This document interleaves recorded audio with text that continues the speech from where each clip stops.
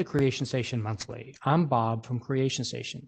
Today's our monthly episode where we talk to two separate creators, two people that are out there creating, building, making something in the world. And we talk to them about what makes them tick, what got them into this field, and why they like to create. Yeah, we use that word a lot around here. So let's get right into it today. We've got two people for Do Coding. One, Ryan Hack. Ryan, welcome. How are you doing today? Oh, I completely messed up my name. It's supposed to be Ryan Hall. Oh, yeah, it is Ryan Hall. Yeah. I apologize for that, Ryan. I know it's Ryan Hall, and I saw the that is hilarious. Thank you, sir.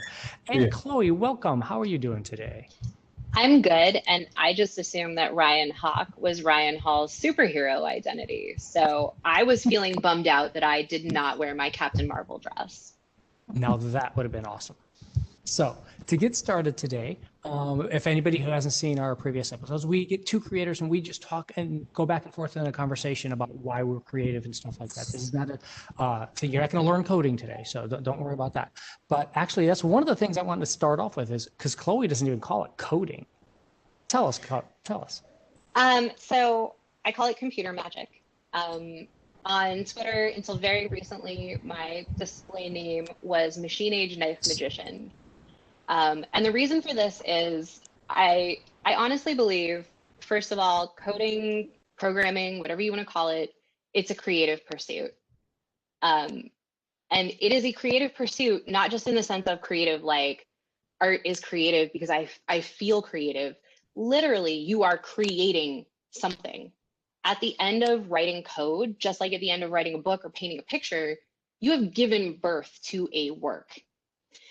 And I call it magic because what we do with code is we take this thing in some foreign language, in some big dusty tome, even if that dusty tome is now on the internet in wiki form, and we interpret it and we dig out the secrets of creation, and then we put them into our magic box and we run some power through them, literally electricity going through glass and metal.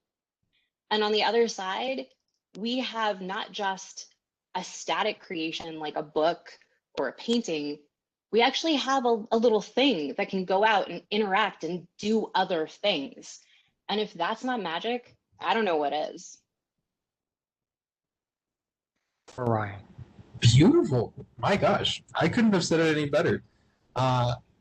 This is part of the reason why I love language and I love teaching coding, because I do a lot of workshops teaching kids and adults how to actually code and build their own businesses, and that's essentially what we're doing. It's literally like, and if you study like actual magic and the reasoning behind magic is language. And if you go back to like the etymology of the words in magic, like a grimoire, which is supposed to be a journal for spells, it's supposed to be grammar. A spell, to make a spell is to spell. So when we talk about building things and being a coder or a programmer, you're an internet magician. And the funniest part of it is everyone every day is already doing this magic all the time. If they're conversing with another human being, if they're engaging in a share of knowledge through language, they're doing magic. I hope that doesn't get us protested by anti-magic groups, but surprise, talking is magic. It is the abstract manipulation of symbols. Which of the expansion packs are we talking about? But ultimately, right, magic is this manipulation of symbols to make another effect, which is what language is. So we are all doing magic all the time. And I think losing the wonder of that and like boiling it down to this dry, mechanical, terrible, grinding existence, like I don't want to be Neo at the beginning of the Matrix. I want to be Neo when he's dodging the bullets. Thank you. You want to be like Neo, like when your code works. Whoa. That one.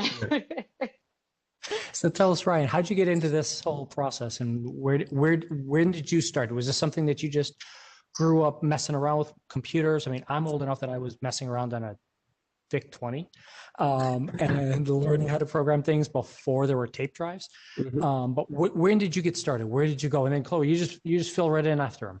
Yeah, I mean, my process for getting into the world of tech wasn't a straight path. I didn't know I wanted to do tech when I was a little kid.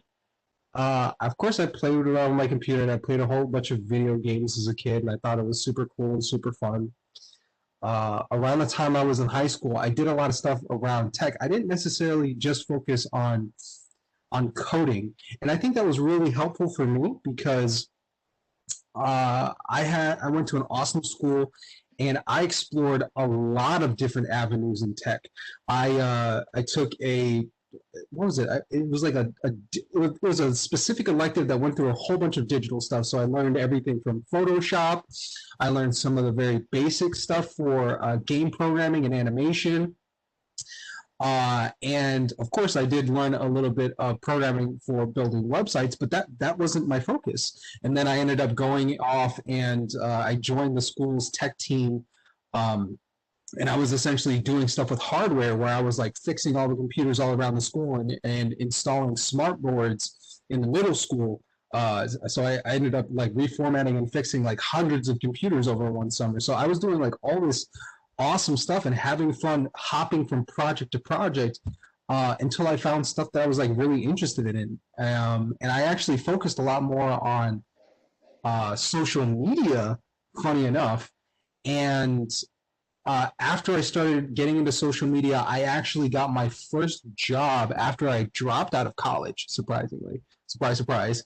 My first job was actually working as a social media manager for a coding and startup nonprofit where they were teaching kids who were running their own business how to code.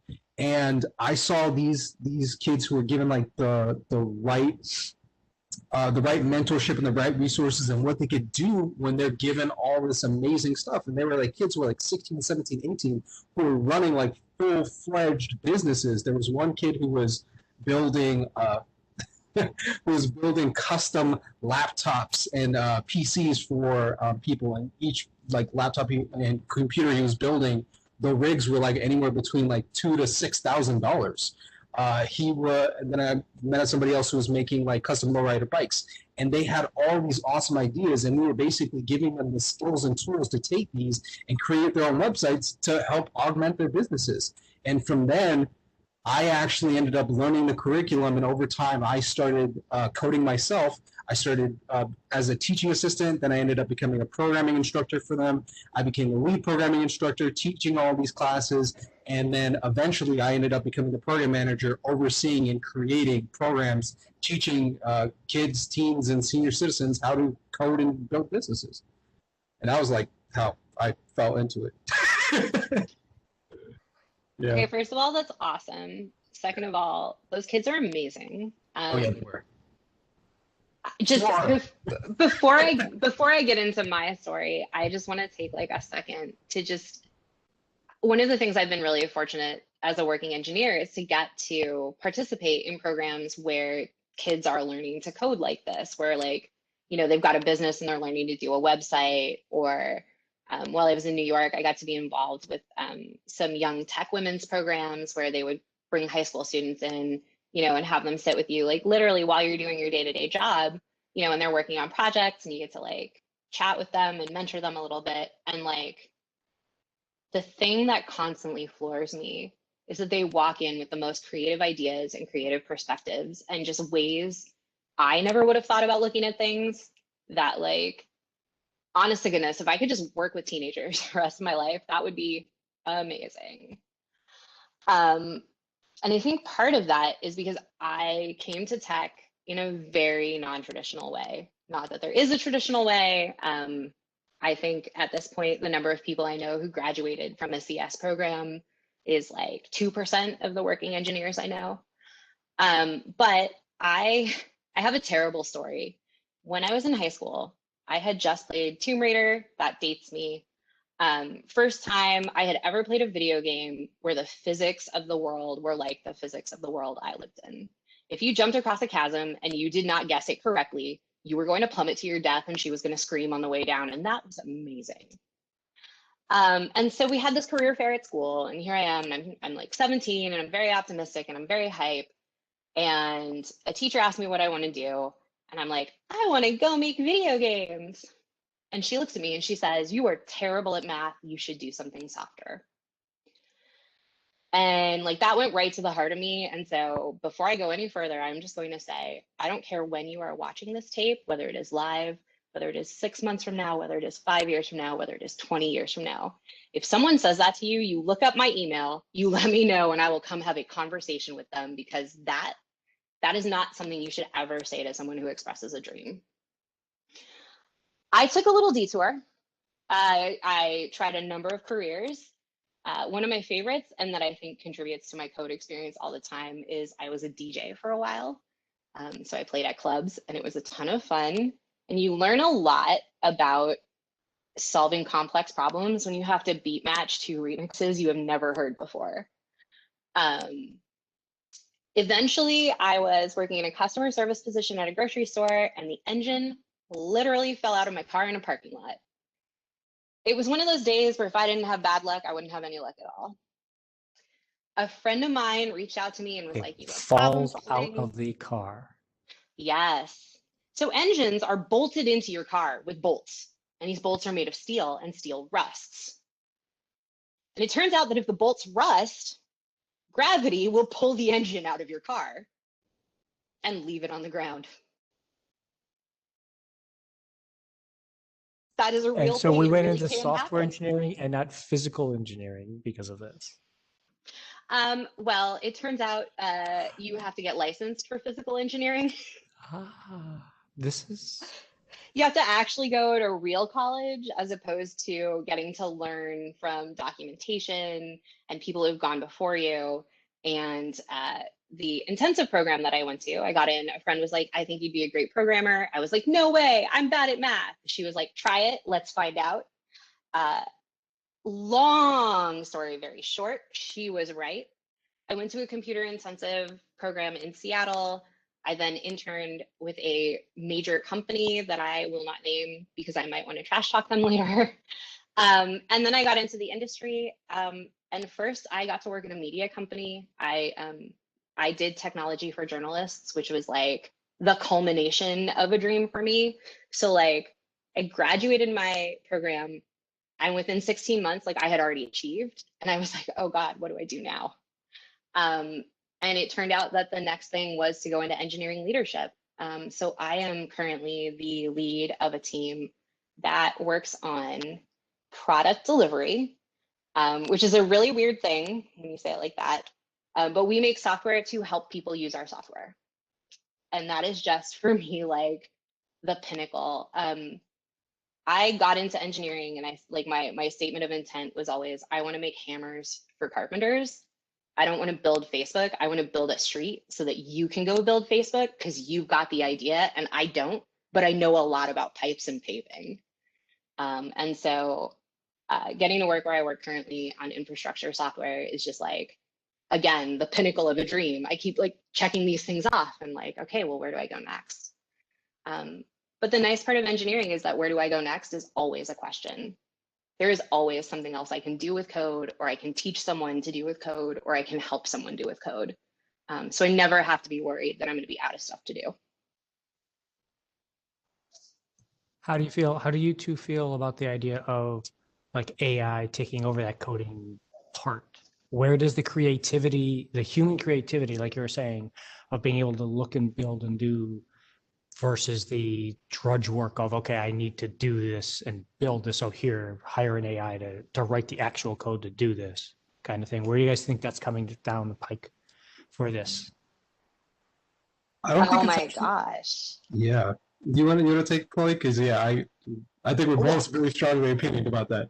I'm gonna throw a real like match at the trash can here. And I'm gonna say that is thinking about the problem entirely the wrong way. To me, that is like asking, how much of this code are you going to write, and how much of this code are you going to force your children to write as their chores? There is a difference between automating away the drudgery of a job, which I do every day as an engineer. I write scripts to keep me from having to push buttons all the time. But in my opinion, first of all, we're not developing AI to be slaves, like to go out and solve problems that are too boring or stupid for us, like that is the wrong way to think about trying to create intelligence. But on top of that, if you can automate it, it does not need intelligence to be applied to it. Intelligence is a thing you apply to solving problems, not templatable tasks, right? The intelligence is figuring out, I can make a template, let me template this, and then no one ever has to solve this problem again. Robots are people too. Yeah. I'm gonna build off what Chloe was talking about. Like you mentioned, Bob, how's AI going to play a role in this? AI is going to play a role in a lot of the repetitive tasks that we're trying to do, but when it comes to the actual act of creation, that's one thing that we can't replicate yet with technology. When it comes to actually coming up with you can tell an AI or a program to do something, but you will always need somebody with the vision and the creativity to come up with what instructions to actually tell it to do and what to build. So I think probably one of the most anti-fragile or like Hydra-like power that you can have is a creative power with coding and a mind that understands coding and coding languages. Because once you start learning programming languages, you think in a systematic, logical way, and you're able to dissect a problem and come up with solutions that you can break down in parts. And you have to figure out how to actually explain it properly, because that's literally what you're doing with your code. You're writing down an explanation in a different language of how to solve this problem. So I think that AI is going to definitely be a great tool for solving problems, but we're always going to need creative people with a vision to figure out what problems are the most important to solve and come up with like really interesting ways of solving it. And AI is just going to be essentially a tool to help us with implementing those solutions.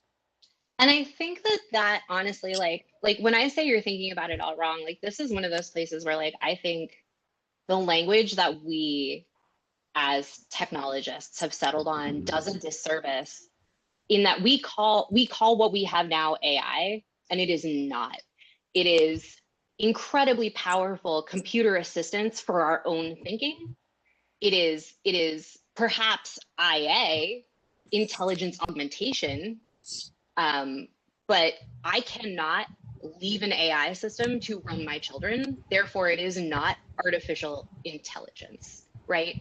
And so, like, that's why a lot of times when I talk about AI, I try to focus more in on the pieces of it, right? Like, machine learning is a much more understandable concept. Like, those machines are learning; they are picking up new knowledge, integrating it into the system, and then using it to make new decisions. So it is a much more clear abstraction of what's happening. But I just think the term AI and this concept of artificial intelligence is a bad abstraction that is doing us no favors when we get to that point, when we actually manage to spawn some sort of technological sentience that can think on its own. Like, that is so much bigger, I think, than like we are wrapping our brains around the capacity of what that means for what we can do. And it's so far outside of, are you going to automate writing code? Am I going to make a robot that can make other robots? Like, at that point, we hit the Star Trek future. Anything is possible. And that whole artificial general intelligence. And thank you guys both very much for like just diving. That was great. That really was. The next thing I always try and ask our guests is, and you guys both touched on this really well, and thank you for the work you've been doing to help other people, is who helped you get started in this? Who helped you, or on the other hand, maybe hurt you? You already kind of mentioned that, Chloe. You know, maybe if not necessarily intentionally held you back, or did someone feel that way? Women in engineering coding. Next month's thing, we're talking just about women engineers. How did that come about for you? How did that come about for you, Ryan? Did you find drawbacks to people trying to pigeonhole you, or not, or who did help you instead of the same way? Because you guys both obviously are helping other people, so you're setting a good example now. Yeah, I was super lucky. So back when I was in high school, I actively seeked out really good mentors who were already doing what I wanted to do. And I didn't let like the traditional barriers of entry stop me. Like my first mentor, who actually ended up becoming my boss for like I think maybe how long? Maybe eight, not 8 years, 6 years, 6 or 7 years. Because I worked with her from 2012. I'm still working with her now, on and off on like different projects. But like my first connection with her was when I was in high school, and I discovered TED videos, TEDx, and TEDx MIA and all that stuff. So I started binge watching TED videos, and they were amazing. I was blown away. I'm like, all these people are absolutely amazing. I want to go to a TED event. And then I looked at the price for TED events, and I was like, oh my gosh, I can't go to a TED event.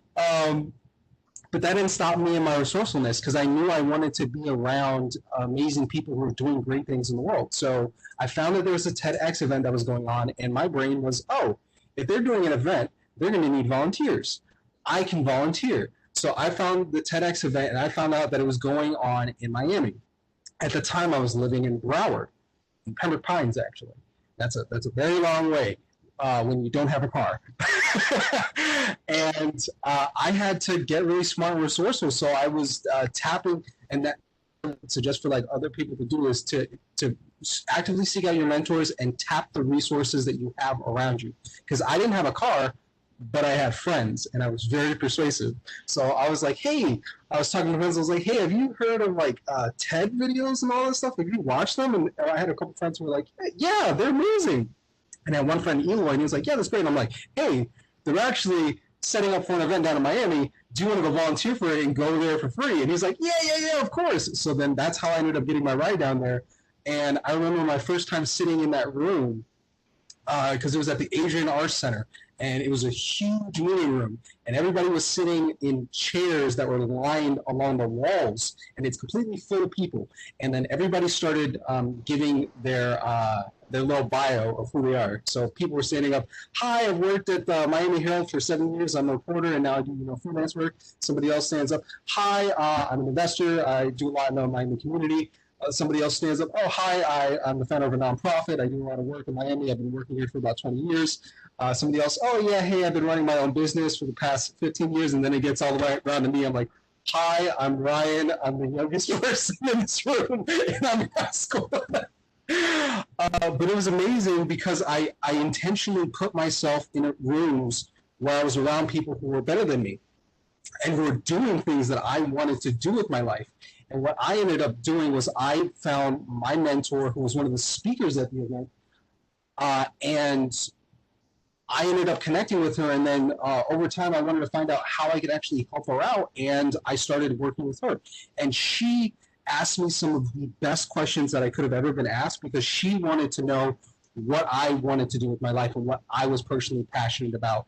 And then she put me in situations where I was exercising those skills and watching her do the things that I wanted to do because I wanted to be a speaker. I wanted to work in the tech field. And because of being around her and other people like that, all the people that were around her ended up becoming my mentors as well. But I had to intentionally seek out those people because it's not like they were just going to fall in my lap, and they weren't even in my city. So I had to like jump over all of these obstacles to get in front of the right people. But once I started building those relationships, those have paid off because those relationships have made me, Lord knows how much money now and how many connections. But because I had her as a mentor, I'm here on this session today.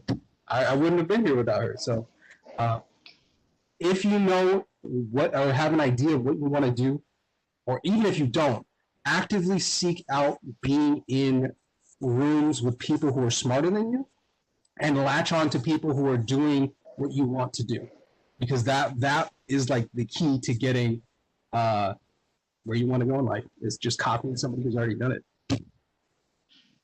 Yeah. I used to say this thing, which is I strive to spend the rest of my life being a high school varsity player trying to play ball with Jordan. Like that I want to surround myself with the kind of people where I walk away at the end of the day and I have learned something about my hook shot every day, right? Like if I'm not growing because you rise to the level of the people around you. Um, and I think for me, that was really key. First of all, in terms of people who helped me on my journey, I am literally on a panel talking to one of them right now, Bob. So thank you. Um, it sounds funny to say this, right? But like so many of the people who helped me on my journey at one point in my life were internet strangers who I met through fandom, who I met through my activism work, who I met through posting random BS questions about tech ethics because I think the industry is broken, right? Like I launch grenades on Twitter and the people who like them are simpatico with me and are people that I want to talk to and surround myself with. And I think so much that like the key to getting anywhere, to moving out of where you are, is to find people who are moving in a direction that you want to move in and move there with them, right? Like there's a famous aphorism that goes around frequently misattributed to all kinds of different cultural proverbs, but ultimately, right? If you would go fast, go alone. If you would go far, go together, right? And like, no matter where you are, no matter what you're working on, I feel like that is always a thing where even if what you're doing is just gathering up peer support and being like, hey, we are all struggling through this together, let's struggle through it together, right? Like, just pooling people together creates resources you didn't know you had because this person is good at, one part of something and they can teach everyone about it. And then, hey, that person's brother took a class in this thing and has a textbook, and now we can all learn from that textbook. And then, so and so's mom is selling a van for $50, and now we got a van and we can drive to Miami and see the TED Talks, right? Like, it's very much about. I read once that there was a study that people who consider themselves lucky are not actually lucky. They just keep their eyes open more. And like, that's what it's about, right? Like, I hate hustle culture because sometimes you really are just in a ditch you can't get out of on your own. But at the same time, like if you are not keeping your eyes open and being aware of the landscape around you, you are missing resources that you have. You're missing help you're going to get. You're missing the people out there who are going to call you and be like, hey, I think you'd be a great engineer, and I'm not going to let you talk yourself out of this. And then the other like piece of advice I have on that is show up to the table hungry. If you want to get fed, show up to the table hungry, right? Don't just be like, oh, I'm going to go be an engineer because it's going to make me a ton of money, but I'm not really passionate about it and I don't love it. What I'd really love to do for the rest of my life is be a professional bass fisher. If what would make you happy is being a professional bass fisher, don't try to make yourself become a coder. Like, go be hungry for bass fishing. But at the same time, if you're hungry for code, don't let people talk you out of that room. Stay there and be hungry and ask why, ask for help. And if they're not giving you a seat at that table, you turn around, you pull up a chair and you start a table of your own and you say, who's going to come sit and eat with me? And that is how I moved ahead. That is how I advise everyone I know to move ahead. And I think that's how you get anywhere, really.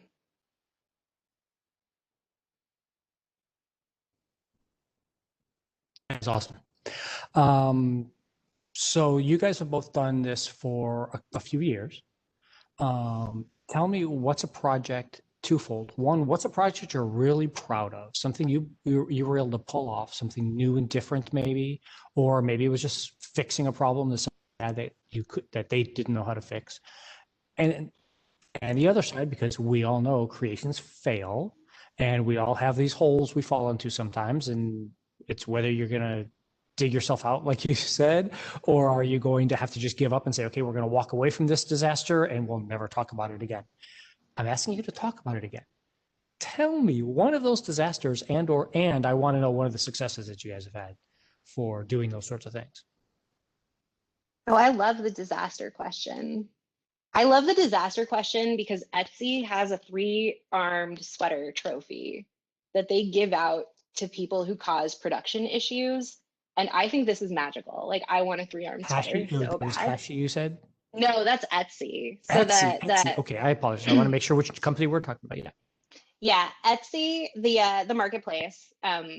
They've written a lot about their incident postmortem process. They've really revolutionized how much of tech considers postmortems. And one of the things they have is this trophy for spectacular outages, where they give out this 3-arm sweater. And so this has inspired me to never be the kind of person who won't tell a story about how I failed. Like, I think your failures are interesting. That's the place you grow from. That's the place you learn from, right? And at the end of it, you get a 3-arm sweater. My favorite failure story to tell about myself, and I wish I had recorded this panel earlier, but I'm going to share it in the future with every student at my boot camp who comes to me for advice. We had a capstone project that we had to do at the end of our classroom portion. We've been in classroom for 5 months. We've been working on the capstone now for almost a month. 3 weeks into capstone, with roughly 5 days to go before I had to lock my code and turn it in, I realized my project didn't work. My project was never going to work. My project was undeployable. And if I tried to deploy it, I could actually cause major problems in my account. Like, I could take out other apps that needed to stay standing. So at 8 o'clock on a Saturday, I renamed a repo, and I posted a GIF that you may be familiar with. What? Renamed a repository, a code repository. Okay. This is my job, is to make sure people understand. No, actually, I appreciate that. To explain for the audience at home who may not write code, code is stored just like any other work product in a thing that we call a repository, because that is a place where you store things. And if you have ever heard the name GitHub, many of us use GitHub as our code repositories. So it's like 8 o'clock on a Saturday night. I have just renamed my GitHub repository. I refuse to delete it because there might be good code in there. I have never actually looked at it again. That's the pulling the door shut part. And I went home and I had 2 ciders and I went to sleep. Because I had failed, like I had utterly failed. And now I was gonna have to stand on a stage in 4 days and tell people about how I had failed. And I was going, like, I was committed, like I was gonna make a deck and I was gonna do the whole thing and I was gonna deliver a speech about how I didn't have a project. And I was 100% sure I was failing boot camp. Sunday, I got up and I texted a friend of mine in the program with me, and she said, okay, what do you need? And in the next 3 days, I built a data management app from the ground up with coffee drops from my friends and a lot of screaming into pillows when the AWS APIs flaked out on me and I hit timeouts. And the thing that I remember most about this, and the thing that I have carried forward, is that by giving up when I did, I bought myself 5 days to finish the project.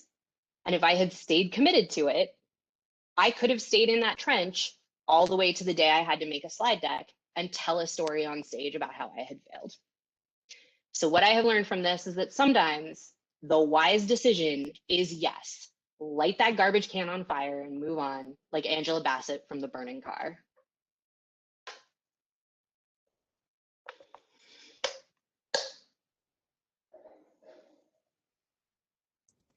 Tell us, Ryan. That was a good one. That was a good one. And I think I'll light that garbage can on fire. I'm going to, I guess, continue the sentiment that Chloe started with failures. I don't ever, this is a really, I guess, controversial thing for people who don't probably talk to a lot of successful people, but there is no actual such thing as failure. It only seems like failure at the time, but in hindsight, those things need to happen to get you to where you want to go to be successful. Before you continue, I'm a quotes person, and my favorite quote on that is Thomas Edison. I will not give you 100 failed light bulbs. I will give you 100 light bulbs I have proven do not work. Mm-hmm. That's a good one. Edison quotes are amazing. So, when it comes to probably my biggest failure, and this is like one of my biggest ones, I lost a what was it? I think it was like a $60,000 contract and got myself fired. And it was the best thing that could have possibly happened to me in my life. So here's what happened. I had been the program manager for like a few years, and I was super burnt out. I was working on so many different projects, working on trying to get myself a raise and all this other stuff because I wanted to make more money. I wanted to do a lot more. And we were juggling so many different projects at once. And one of them was a three-way partnership between a university, a school, and another nonprofit. And they essentially brought us in, and I had worked essentially with my mentor. We pitched this this really cool project where we were essentially going to teach these kids the world of tech that exists around sports. Because when kids in school usually think about sports, they only think about playing on the field. We wanted to talk about all the tech jobs that exist outside of there. So they would start learning coding and all this other stuff, but they would learn about everything from like the media side of sports, where you could be a graphic designer doing the actual graphics and animation for these shows. There's statistics. There's esports, where you can be an esports commentator, you can be an esports competitor, or build tournaments and all that stuff. Or you can decide to be a media sports personality or a sports writer. Just going over, and then of course videography and all these other tech-related things that you wouldn't necessarily think of unless you were in the actual field itself. So we were going to teach them coding, but explore all these career paths that they may have not thought of around sports. It's a really cool project, really awesome.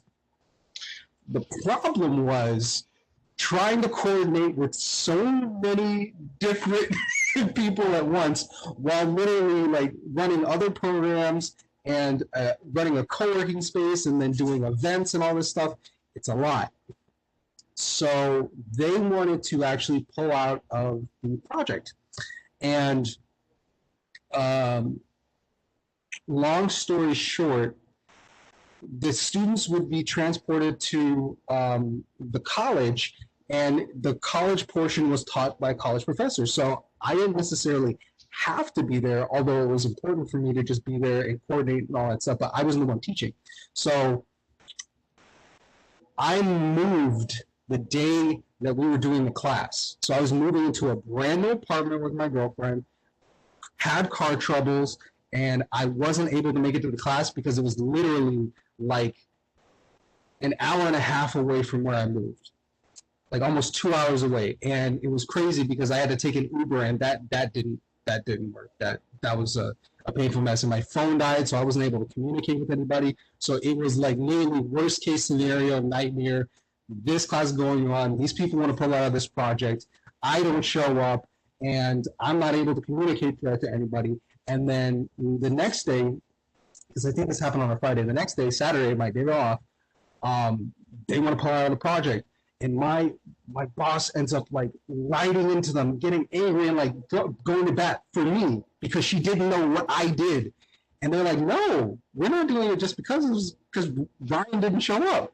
And she couldn't believe it because I didn't communicate with her in time. So then I got fired the day after I moved into a new place. And I remember going to my girlfriend for comfort because we literally just moved into a new place, and like I just lost my job. So I'm like, I want, a little comfort that everything's going to be okay. So I go to her, and she tells me, if you don't find a way to make money, I'm going to leave you. So I'm like, oh, definitely not what I was expecting there. So I took about a day off, 2 days off to cool off and like relax, get myself refocused. And I made the decision that I was already doing freelance work, freelance tech and marketing work, and I had learned all this stuff from working with like really big companies like Etsy and Facebook and Uber and all this stuff with like really big marketing projects, and I could take these same principles and apply them for small businesses. So by Monday, I'd already reached out to somebody, started talking to a couple of potential clients, and I landed my first client and had my deposit on Monday. So I got fired, and 2 days later, I had my first client. And the beautiful thing about that was I now knew that I could depend on myself to take care of myself. And that's how I started my business, because I was literally jumping out of the plane without a parachute, and I needed to figure out how to fly on the way down. So I just started getting clients.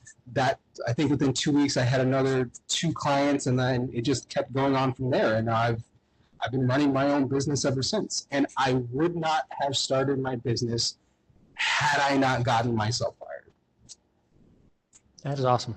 That's actually one of the phrases I use around here is I'm jumping off of cliffs and hoping a hang glider comes by, or we're going to build it on the way down. So flying is the art of falling and forgetting to hit the ground. So, just don't hit the ground. We're fine. Yep. We're making just good. Yeah. So you guys have both had some experience out there in the world, both as freelancers and as, working for the big companies and doing this stuff.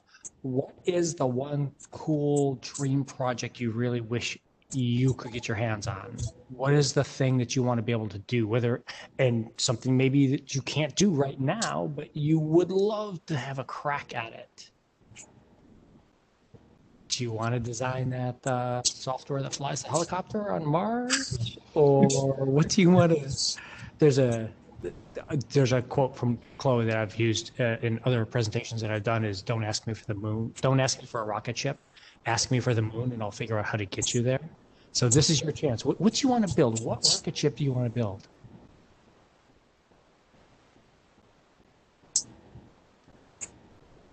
I mean, my moon is truly functional, decentralized social media. If I could put the freaking common square back in the hands of the common person, there are so many problems to solve there, and I wouldn't even know how to begin, because abuse would be the first thing I had to tackle. But it is repugnant to me as a technologist, as a person who has the power to write code and do magic. It is repugnant to me that all of our town squares are monetized, and are monetized for things that we might not want our eyeballs to be sold for. So if I could build one thing, it would be functional, decentralized social media, so that people could talk to people without having to have advertisements in the way. I want my old Trillian back. How about you, Ryan? What are you going to build? So mine is actually modeled, and I'm actually in the process of building it. My big thing is building a repository, an online academy to equip people with the tools to understand how to freelance properly. It's so weird, because when you have conversations with people in the startup world, or people who've transitioned to tech, it's sort of like the unspoken rule that everybody just learns how to do freelance work, and nobody talks about it. So when people decide hey, I wanna make the transition to tech, you usually have to go somewhere. Your traditional thought process is either I'm gonna go to school to learn it, or I'm gonna go to a boot camp and learn it. But usually boot camps, most people are priced out of that. But to do some very basic stuff and actually start making money in tech, you don't need that much skill. To build websites for small businesses, it's super basic. You can learn how to do that in a week and start making money quickly. I remember my first projects that I did, I didn't know what I was doing, but I was getting paid to learn. And I would have personally done so much better if I had a concise academy or place that had a streamlined process with other people who are already doing it, who could teach me and help me along the way of figuring out how to do my pricing, about how to actually handle my invoices and my proposals, how to handle sales conversations, how to actually marketing and get clients. I was lucky enough that I already had a lot of people in my ballpark to help me out because they were already doing similar stuff, and I was basically just copying what they were doing. But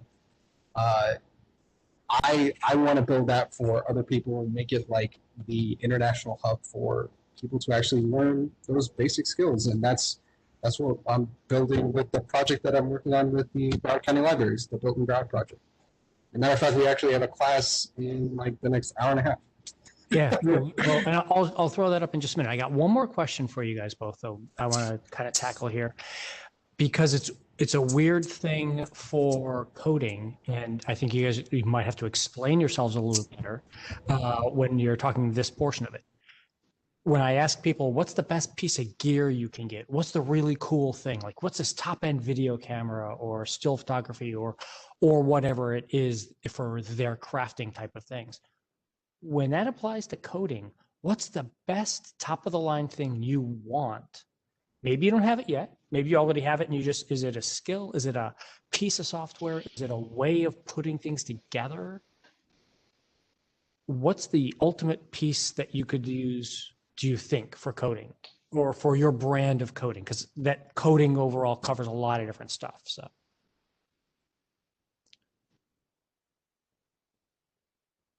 See, we try and ask good questions around here. To be honest, it's for me, it's literally whatever is nearby and what applies to the situation. Because for my particular brand of coding, especially when here's something that I wish, not for me, but for most people. There are really good softwares that simplify your process to make your website building process faster. So this is for web design. And for most other areas like app design and game development, there are frameworks that make the process much easier and you don't have to learn it from scratch. So for web development, if you're building something that's supposed to be for e-commerce, I always suggest Shopify because Shopify is like the best. And if it's anything else that needs really good functionality, I suggest Webflow. Not enough people know about Webflow. It's like a beautiful medium between Squarespace and WordPress, where it has the functionality of WordPress, but also the simplicity and beautiful templates like Squarespace. So you get the best of both worlds. You get the customizability and the features, but you also get the security and safety of being on Squarespace. So Webflow, that's for that. If you're building games, there are tons of different frameworks for doing that kind of stuff. So it's just a matter of the best thing to have is just a framework so that you can build your first projects as quickly as possible. Because you're going to learn way more from building something, even if it's something crappy, than you will from sitting around theorizing and watching YouTube videos forever. Build something crappy and then build something better afterwards. I was looking over to mine, and I can't pull it on screen because there is work product on it. But you can see the edge of the thing I'm going to say right over here on my camera. Pointing at it is hard. There it is. There it is. And it is so key to me that I literally have a second one right in front of me, which is my whiteboard. And the reason for that is code is really cool. And like, if you can think in code, like, awesome. I'm super happy for you. But like, I can't actually think in code. And I can't, more importantly, I can't manipulate the ideas that I am trying to manipulate by thinking in code. I need to sort of see the structure of what I'm trying to do, and then I can write code for each of the individual pieces, snap it all together, and Bob's your uncle. Well, he's somebody's uncle, I think. You've got some functioning programming. So for me, a huge part of my process involves drawing pictures, writing words down. Like, I'll write single words all the time just to like sort of key into a piece that I am putting in the back of my brain. But when I need to call it back up to the front, I can glance down and see, oh, right, that's the part of the system, recontext myself. I leave myself notes all the time. So like at the end of the day, I will tell myself what I was doing, erase it in the morning once I'm back on track. And I will also, IDEs, integrated development environments, which is where many engineers write code because they give you a lot of these tools. So they'll have things like autocomplete for your languages. But IDEs frequently have a thing in them called the debugger, which literally allows you to step through your code and see the state of your program at any given point. I can be old school sometimes, so I will literally write those out on my whiteboard. Like I will write out and then literally do the, okay, this is the transformation that happens in this step, and this is what the new results should be. Oh, that's where my problem is. I'm doing the wrong math. And the number Do you of digitize times, those afterwards, or do you just keep them all physical on the board? for the most part, I keep it physical on the board. When I'm doing tutoring, I will do them on my iPad, like in a PDF. Oh no, I was and thinking then more along the lines of archive. This is the library. We archive things, so I'm thinking along the lines of I like the never Rocket Book do. stuff. Have you seen the Yeah, Rocket I Book never things that do you could take a picture of archives. it?